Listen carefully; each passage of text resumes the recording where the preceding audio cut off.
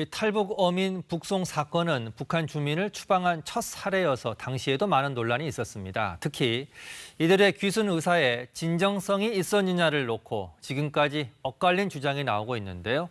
계속해서 김수연 기자가 사건의 쟁점을 정리했습니다. 2019년 당시 정부는 북한 어민 2명이 자필로 귀순 의향서를 썼다면서도 북송하는 결정을 내렸습니다. 이들이 어선에서 동료 16명을 살해한 뒤 도주하다 우리 해군에 붙잡히는 등 귀순 의사의 진정성이 없다는 이유를 들었습니다. 종합적으로 봤을 때 도피 목적으로 볼 수 있는 것이 처음부터 귀순의 의도나 목적이나 이 행적 자체가 그렇게 보기는 어려웠다는 거죠. 그런데 최근 공개된 당시 판문점 사진을 보면 북송을 거부하며 저항하는 선원의 모습이 담겨 논란이 커지고 있습니다. 당시 추방 조치가 근거를 갖췄는가도 쟁점입니다. 흉악범들인 만큼 우리 국민이 위협에 노출될 개연성을 차단하기 위해 추방했다는 게 당시 정부의 설명이었습니다.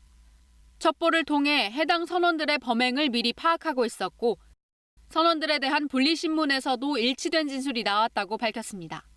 하지만 헌법상으론 북한도 대한민국의 영토여서 북한 주민들도 잠재적으로 대한민국 국민으로 인정됩니다.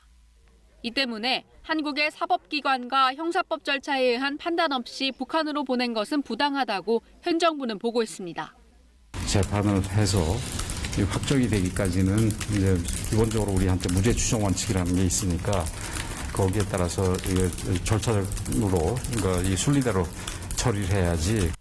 북한의 사법 체계를 고려하면 고문받을 위험이 있는 국가로의 추방을 금지한 유엔 고문 방지 협약 위반이라는 지적도 있습니다. 반면 당시 이들을 국내 사법기관에 넘겼더라도 증인이나 증거 부족 탓에 기소조차 쉽지 않았다는 점을 감안해야 한다는 반론도 있습니다. KBS 뉴스 김수연입니다.